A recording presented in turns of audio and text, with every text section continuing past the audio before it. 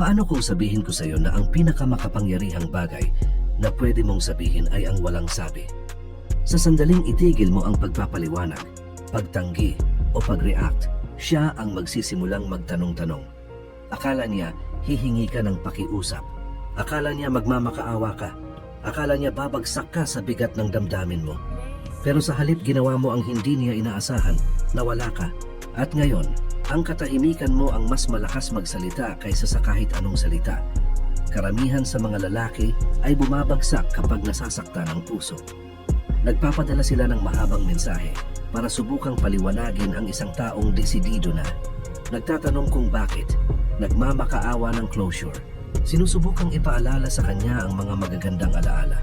Iniisip na babalik siya dahil sa nostalhiya. Pero ang lahat ng iyon ay nagpapatunay lang ng isang bagay. Emosyonal ka pa ring bukas sa kanya. At sa laro ng atraksyon, ang pagiging emosyonal na bukas sa taong lumisan na ay kahinaan. Pero ikaw gagawa ka ng ibang hakbang. Magbabago ang isip mo mula sa desperadong pag-iisip patungo sa pagiging matatag. Hindi ka hahanap ng closure. Hindi ka hahabol. Hindi ka magtatanong ng paliwanag dahil ang totoo hindi mo na kailangan yan. Ang lalaking nakakaalam ng kanyang halaga ay hindi nasasayang ng oras para kumbinsihin ang iba. Ang lalaking may kumpiyansa sa sarili ay hindi na kailangang patunayan iyon sa salita. Pinapatunayan niya ito sa kanyang pagkawala. Tandaan mo ito, ang pinakamalakas mong kapangyarihan ay nasa kakayahan mong umalis at seryosohin ito.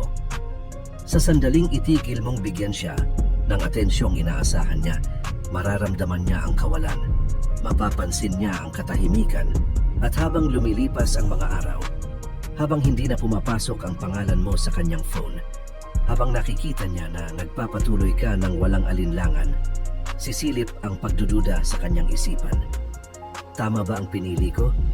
Bakit hindi siya lumalaban para sa akin? Totoo ba na nagmamalasakit siya at ang kabalintunaan?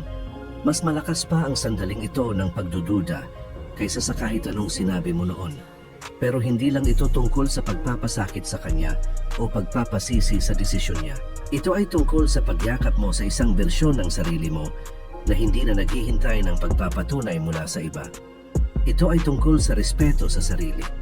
Ito ay tungkol sa paglago. Ito ay tungkol sa pagiging isang lalaking matatag, matibay at makapangyarihan sa loob na ang mundo ang sumusunod sa kanya. Hindi siya ang sumusunod sa mundo. Inakala niyang babagsak ka. Inakala niyang maghihintay ka. Pero ang hindi niya inaasahan ay ang katahimikan mo. Kung pagod ka na sa pagiging walang kapangyarihan, kung handa ka nang harapin ang lakas mo, i-like mo ito, mag-subscribe, i-on ang notifications, at mag-comment sa baba. Ang katahimikan ko ang aking kapangyarihan. Numero 1. Ang kapangyarihan ng paglaho, inaasahan niyang may reaksyon ka. Inaasahan niya ang galit, lungkot, baka pati desperasyon. Pero sa halip wala siyang nakuha. At ang katahimikan mo, sumasobra itong nagpapasakal sa kanya. Ito ang totoo. Hindi pinahahalagahan ng tao ang bagay na hindi niya kinatatakutan na mawala. Hanggat alam niyang nandyan ka lang sa likod. Wala siyang dahilan para namimiss ka. Wala siyang dahilan para questionin ang desisyon niya.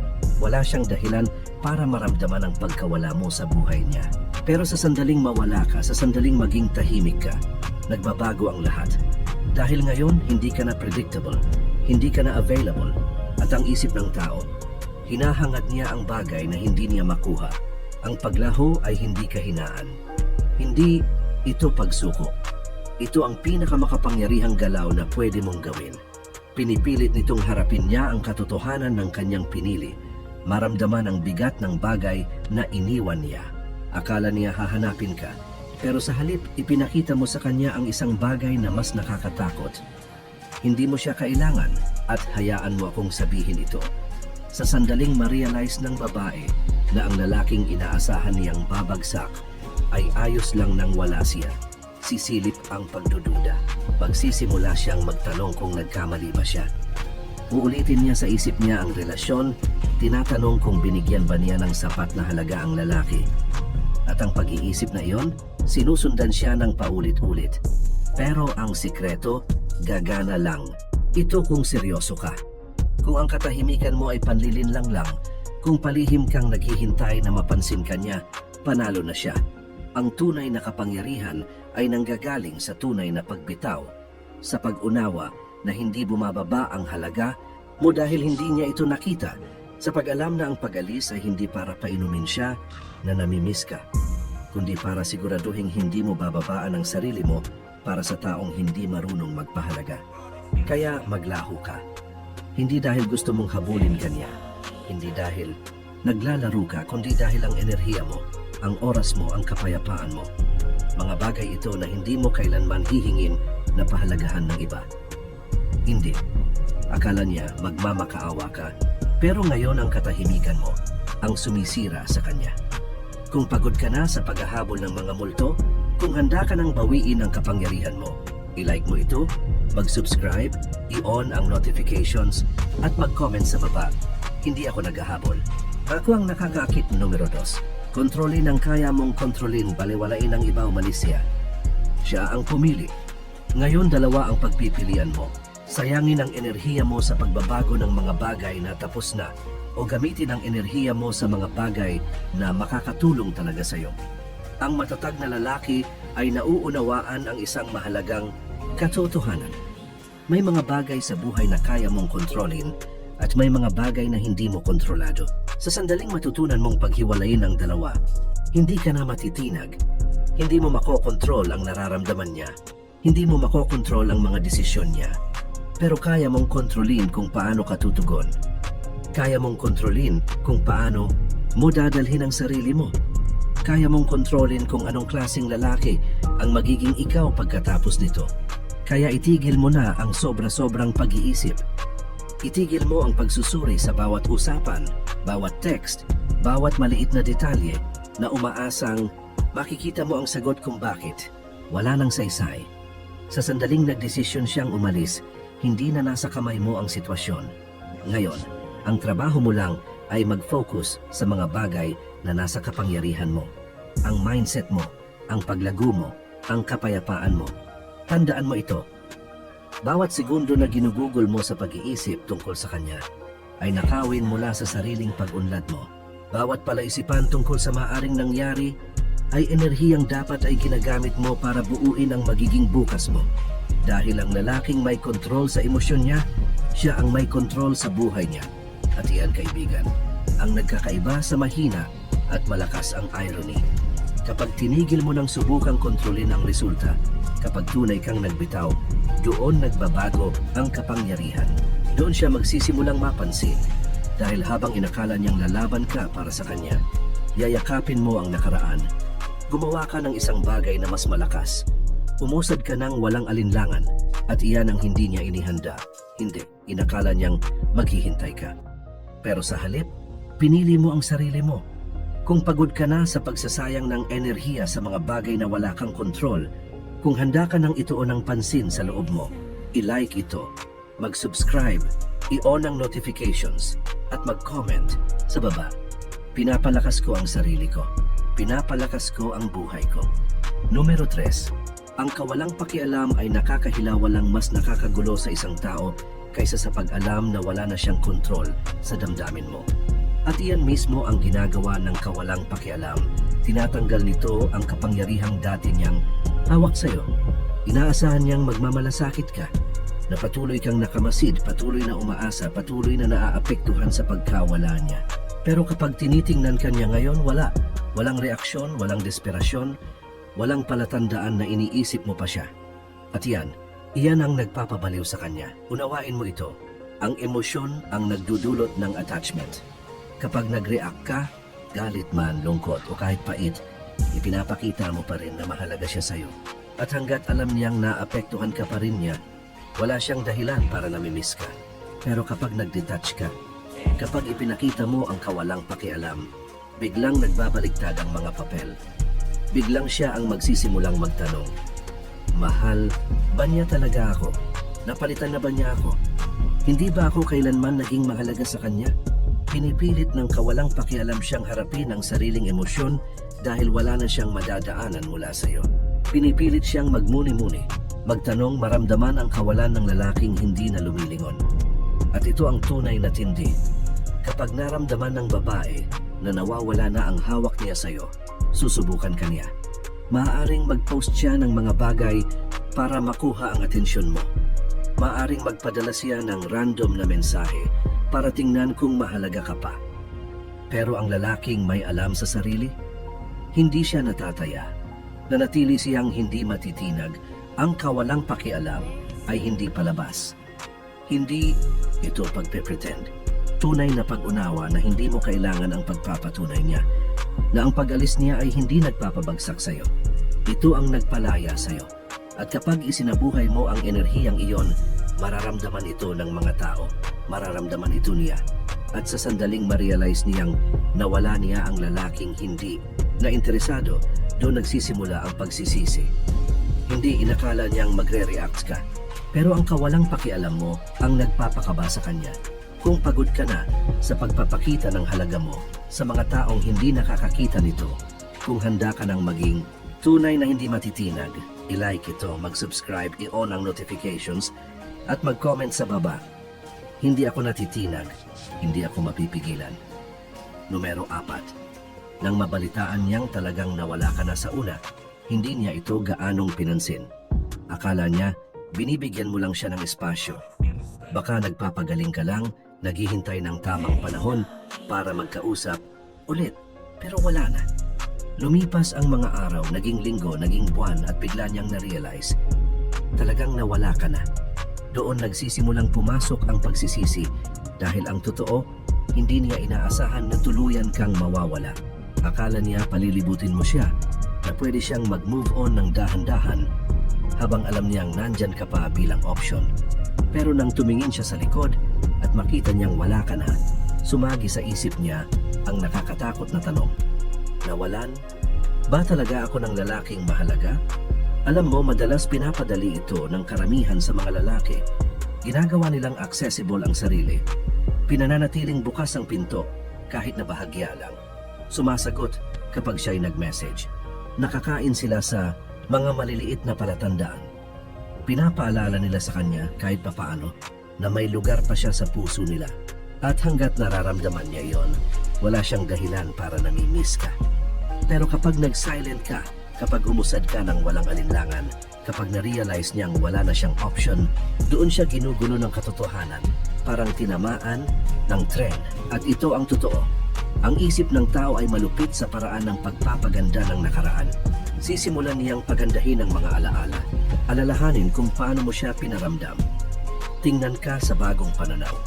Hindi dahil bigla siyang nagbago, kundi dahil mas malakas ang pagkawala mo kaysa sa presensya ng iba. Pero dito madalas pumalya ang karamihan sa mga lalaki. Kapag siya ang lumapit, nagpadala ng miss na kita para lang subukan kung bukas pa ang pinto, kinukuha nila iyon.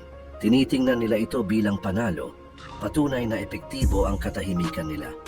Pero hindi nila alam, ang tunay na kapangyarihan ay hindi sa pagpapasabi sa kanya na nami-miss ka, kundi sa pagpapakita sa kanya na hindi ka nababalik kailanman.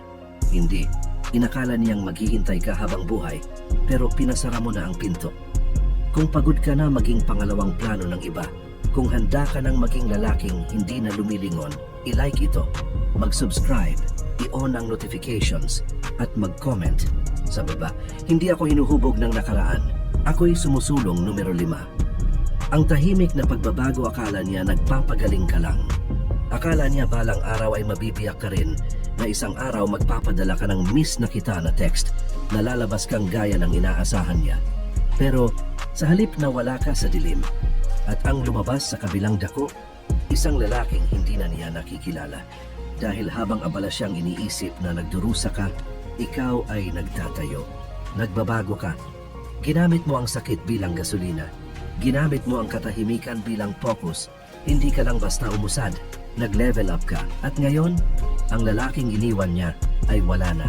Alam mo, karamihan sa tao, inaasahan na ang breakup ay sisira sa'yo. Inaasahan nilang mananatili kang ganon, nakatigil sa bersyon ng sarili mo na iniwan nila. Pero sa sandaling pumasok ka sa pinakamagandang bersyon ng sarili mo, sa sandaling umunlad ka mental, pisikal, pinansyal, at emosyonal, binabago mo ang buong laro. Dahil ngayon hindi ka na ang lalaking nawala siya.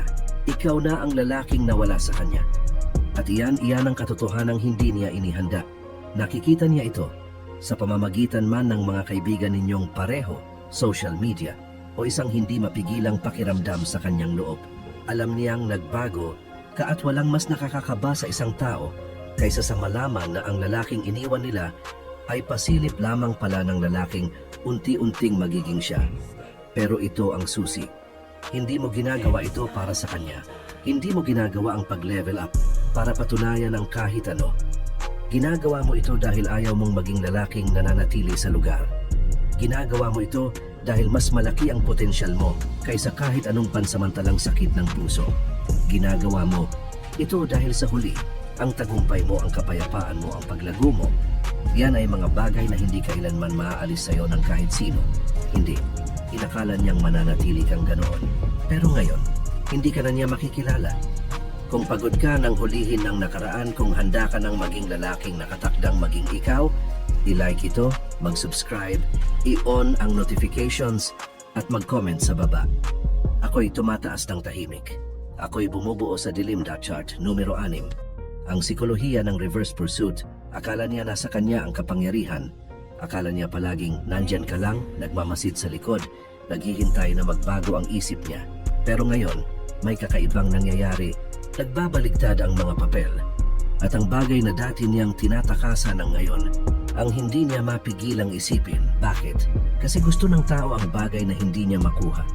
Simpleng sikolohiya lang yan. Sa sandaling alisin mo ang sarili mo bilang isang option, sa sandaling tumigil ka sa paghahanap, paghihintay at pag-react, may isang bagay sa ilalim ng kanyang subconscious na gumigising, ang kakulangan. At ang kakulangan ang nagpapataas ng halaga. Hindi ito iba sa isang luxury brand.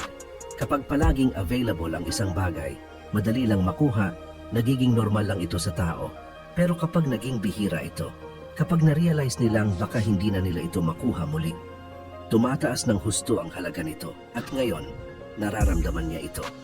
Ang lalaking inakala niyang mapapalitan niya ay hindi lang basta nawala. Hindi na niya maabot. Sa sandaling maramdaman niya iyon, magsisimula ang habulan. Magsisimula siya sa maliliit. Isang random na like, isang komento, isang mensaheng pampatingin lang. Pero unawain mo ito, hindi ito tungkol sa pag-ibig. Ito ay tungkol sa control. Sinusubukan niyang makita kung may access pa siya sa'yo. Pero ang lalaking may alam sa sarili. Hindi siya natataya dahil ito ang totoo. Kung talagang gusto ka niya, hindi niya susubukan ang availability mo. Siya ang magpapatunay ng sarili niya. Hindi siya hahanap ng pagpapatunay. Magpapakita siya ng pagsisisi. At hanggang hindi nangyayari iyon, wala kang utang na loob sa kanya. Walang sagot, walang reaksyon, walang paliwanag. Sa sandaling tumigil kang habulin, pinipilitan mo siyang harapin ang katotohanan ng mga desisyon niya. Pinapaisip mo siya sa lahat ng bagay. At yan ang pagbabago. Ang nagpapalakas ng kanyang pagnanais sa'yo ng higit pa. Hindi dahil naglaro ka ng laro, kundi dahil naging ikaw ang premyo. Hindi. Inakala niyang siya ang may kontrol. Pero ngayon, siya na ang naghahabol. Kung pagod ka ng habulin ng mga taong hindi nakikita ang halaga mo, kung handa ka ng maging premyo, i-like ito, mag-subscribe, i-on ang notifications at mag-comment sa baba. Hindi ako naghahabol. Inaakit ko ang para sa akin. Numero 7. Ang maging stoic alpha inakala niyang magiging mahina ka, mabibigo dahil sa bigat ng kanyang pagkawala, na mauupo ka lang at maghihintay, aasa, maghahangad ng isa pang pagkakataon. Pero ang hindi niya inakala, magiging isang lalaking hindi nangangailangan sa kanya o kahit kanino para maging buo. Dahil ito ang katotohanan. Ang pinakamalakas na lalaki sa silid ay yung emosyonal na hindi matitinag. Yung hindi mapapaniwala sa mga papuri o masisira sa pagtanggi. Yung nananatiling kalmado, matatag, at hindi naaapektuhan kahit ano pa ang mangyari. Iyan ang stoic alpha, isang lalaking pinamumunuan ng katwiran, hindi ng emosyon, isang lalaking kayang umalis nang walang alinlangan kapag hindi siya pinapahalagahan. Hindi ito pagpapanggap na hindi nagmamalasakit. Ito ay tunay na pagyakap sa isang pag-iisip kung saan hindi ka matitinag ng mga panlabas na pangyayari. Kung saan ang breakup, insulto o pagtanggi ay hindi ka matitinag dahil nakaangkla ka sa isang bagay na mas malalim kaysa sa pansamantalang emosyon. Nauunawaan mo na ang iyong halaga ay hindi nasusukat sa pagpapatunay ng iba. At ang ganitong uri ng enerhiya ay nakakahatak. Binabago nito ang tingin ng mga tao sa iyo. Nagbibigay ito ng respeto. Dahil ang mga tao, lalo na ang mga babae, ay naaakit sa lakas. At walang mas malakas kaysa sa isang lalaking hindi nababali ng pagkawala. Maaring hindi palaging alam ng babae ang gusto niya, pero alam niya ang ayaw niya. Kahinaan, desperasyon, pag-aalangan. Maaring hindi niya ito sinasadya, pero palagi siyang nahihikayat sa lalaking sapat sa sarili. Na gusto siya, pero hindi niya kailangan. Yan ang lalaking hindi niya malilimutan. Ang lalaking nag-iiwan ng matinding bakas. Ang lalaking nagpapaisip sa kanya, ano ang meron siya na hindi siya natitinag? At iyan, kaibigan, ang sandali ng pagbabago. Kapag tumigil kang humingi ng pag-apruba, tumigil kang magpaliwanag, at na-realize mong ikaw ang pinanggagalingan ng iyong sariling lakas, kapayapaan at tagumpay. Doon ka magiging isang lalaking hindi na kailangang manghabol kailanman. Hindi inakala niyang magiging mahina ka, pero sa halip, naging hindi matitinag ka. Kung pagod ka ng pinamumunuan ng emosyon, kung handa ka ng maging lalaking kinikilala at iginagalang, i-like ito, mag-subscribe, i-on ang notifications at mag-comment sa baba. Hindi ako natitinag. Ako ang may kontrolo sa numero 8. Ang walang kontak ay hindi laro. Ito ay pamumuhay inakala niyang pansamantala lang ang katahimikan na ginagamit mo lang ito bilang taktika. Na balang araw ay magkakamali ka, mag-check-in, babasagin ang katahimikan at patutunayan na may kontrol pa rin siya sa'yo. Pero ito ang hindi niya maintindihan. Ang walang kontak ay hindi isang estratehiya, ito ay isang pamantayan. Ito ay isang pamumuhay. Ang lalaking tunay na may pagpapahalaga sa sarili ay hindi nag-iiwan ng bukas na pinto para sa mga taong umalis na. Hindi siya naghihintay ng maliliit na piraso ng atensyon. Hindi siya nauupo na umaasa ng closure, ng pagpapatunay o ng isang sandali ng kahinaan mula sa kanya para mapawi ang sarili niyang sakit. Umaalis siya dahil malinaw sa kanya ang isang bagay. Ang nakaraan ay nakaraan na at ang anumang bagay na kabilang doon ay wala ng puwang sa kanyang hinaharap. Dito kadalasang nagkakamali ang mga lalaki. Nagno-contact sila na may inaasahan. Iniisip nila na kapag tumahimik sila ng sapat na tagal, babalik siya. At baka nga, pero ang tunay na makapangyarihang hakbang, yung hindi mo na iniintindi kung babalik siya o hindi. Dahil kapag tinanggal mo na ang inaasahan, kapag hindi mo na tiningnan ang katahimikan bilang taktika, kundi bilang hangganan, nagbabago ang lahat. Hindi ka na naghihintay. Hindi ka na umaasa. Hindi mo na iniisip siya kahit kailan. At dito nangyayari ang pagbabago. Hindi kapag napansin niya ang iyong katahimikan, kundi kapag na-realize mong hindi na mahalaga kung napansin niya ito o hindi. Ang walang kontak ay hindi para ibalik siya. Ito ay isang pahayag na hindi ka na muling hihingi ng kahit ano mula sa taong hindi nakakita ng iyong halaga. At iyan ang pinakabutas sa kanya. Hindi ang katahimikan mo mismo, kundi ang pagkaalam na ang iyong katahimikan ay permanente, na hindi na siya bahagi ng iyong buhay, na hindi ka na babalik. Hindi ngayon, hindi kailanman hindi. Inakala niyang pansamantala lang ito pero ikaw ay tuloy na. Kung pagod ka nang gamitin ang katahimikan bilang taktika at handa nang gawing pamumuhay ito, pindutin ang like, mag-subscribe, buksan ang notifications at mag-comment sa baba. Hindi ako naghihintay. Hindi ako lumilingon numero 9. Kapag bumalik siya o hindi sa isang punto, apektado na siya ng katahimikan. Ang kawalan mo ay nagiging hindi na matiis at bigla siyang hahanap ng paraan para makabalik. Siguro, isang simpleng, hey, kumusta ka na? Siguro isang biglang like sa isang lumang larawan. Siguro magpapadala pa siya ng buong paghingi ng tawad, sasabihin na iniisip ka niya, na namimiss niya ang dati ninyong samahan. At dito kadalasang nadadapa ang mga lalaki. Tinitingnan nila ang kanyang pagbabalik bilang panalo. Iniisip nila, panalo Ako, epektibo ang katahimikan ko. Ngayon makukuha ko na siya muli. Pero ito ang tunay na tanong. Gusto mo ba talaga siyang balikan? Pag-isipan mo. Kung iniwan ka niya, kung umalis siya, kung siya mismo ang nagdesisyong mas mabuti ang buhay niya nang wala ka, bakit niya karapat-dapat na bigyan ng pangalawang pagkakataon ngayon? Dahil nalungkot siya? Dahil napagtanto niyang nagkamali siya? Dahil gusto niyang tingnan kung may access pa siya sa'yo? Ang lalaking may kontrol sa sarili ay hindi nagpapasok-pasok ng tao sa buhay niya parang umiikot na pinto. Hindi niya hinahayaan ang isang taong iniwan siya na bumalik kung kailan lang siya gusto. Hindi niya pinapansin ang mga taong naalala lang siya kapag nakikita niyang masaya at maunlad. At kung hindi siya bumalik, mas maganda pa dahil ibig sabihin nito, pinagtibay lang ng sansinukob ang alam mo na hindi siya para sa lalaking nagiging ikaw ngayon. Sa kahit anong paraan panalo ka. Mag-regret man siya o hindi, subukan man niyang bumalik o hindi na magsalita sa'yo kailanman, wala nang epekto. Kasi pag na-realize niya ang nawala sa kanya, sobrang layo mo na, sobrang angat na, sobrang focus na sa sariling pag-unlad, kaya hindi na siya mahalaga. Hindi, inakala niyang may daan pa para siya, pero nagsara ka na ng pinto.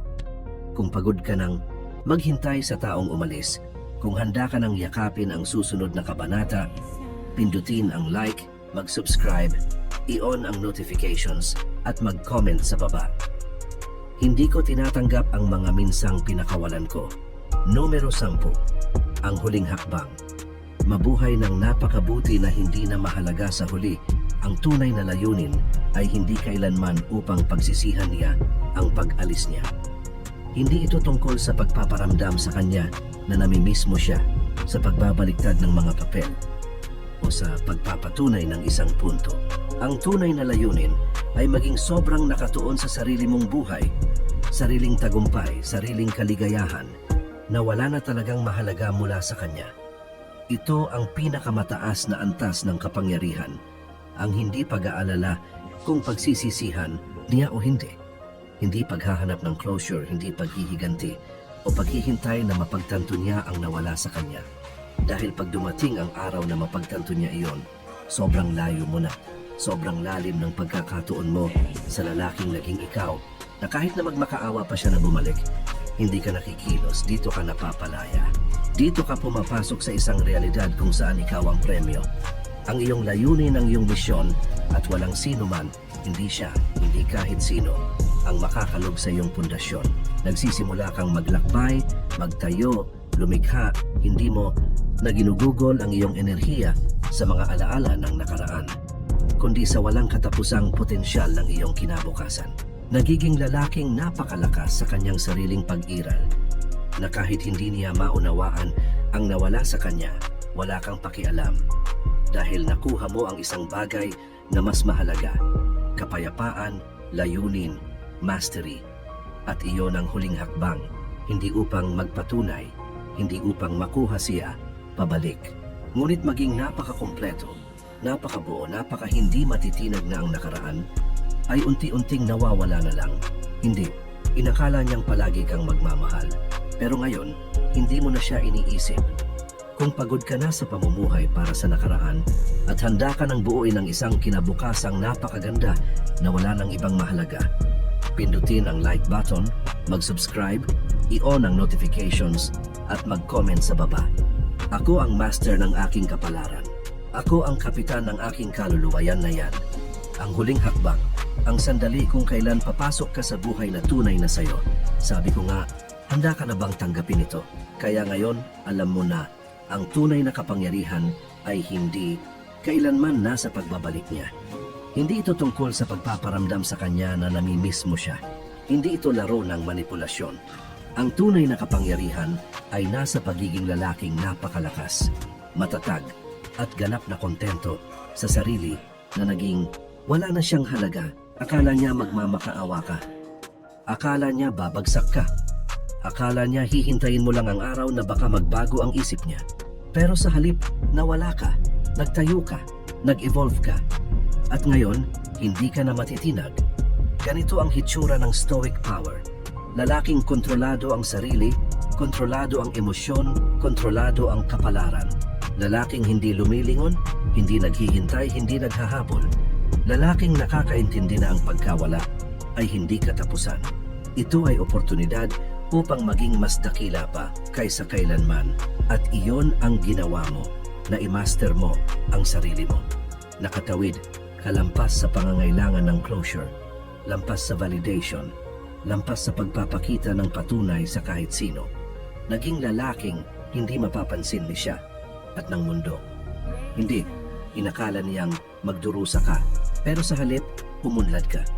Kung pagod ka ng mabuhay sa nakaraan, kung handa ka ng akuin ang iyong kapangyarihan at pumasok sa buhay na para sa'yo, pindutin ang like button, mag-subscribe, i-on ang notifications at mag-comment sa baba. Ako ang master ng aking kapalaran. Ako ang kapitan ng aking kaluluwa. Ito ang Marcos Aurelius Tagalog. At tandaan, ang iyong katahimikan ay ang iyong kapangyarihan.